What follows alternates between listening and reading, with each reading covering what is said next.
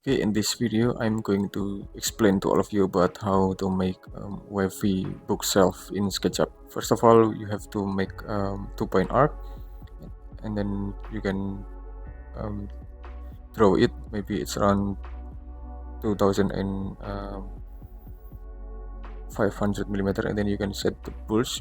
It's around 600 millimeter. Then you can cut it. Then after that, we have to select this line and offset it outside around 500 millimeter.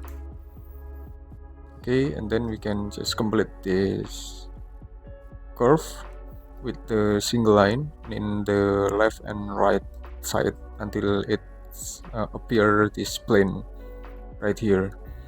Okay, and after that we can maybe we can select this plane and push it up around 20 millimeter, maybe, or more. Maybe it's around 30 millimeter, so we have to push it 10 millimeter more.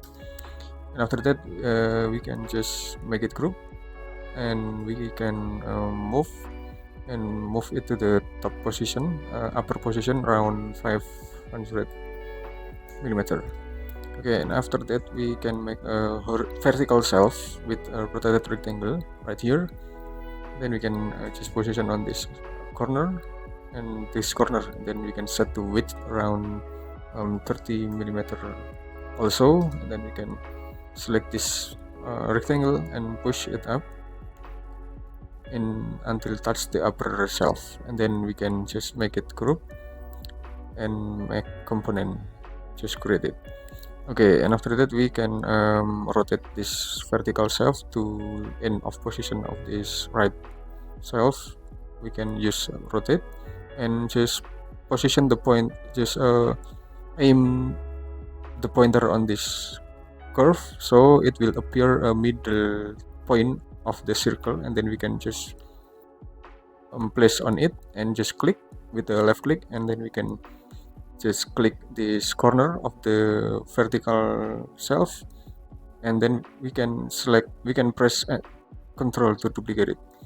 Then we can place on this area, on this node, on this corner. Just click and type. We can type / and enter. Okay, it's done. And after that we can just select this all component and make it group, and we can move to the upper position.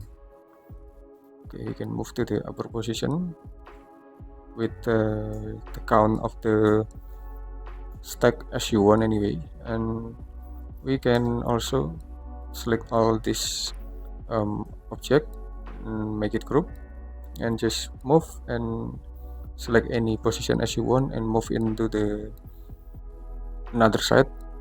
Okay, and then we can flip it along with green axis, and then we can just combine it from corner to corner.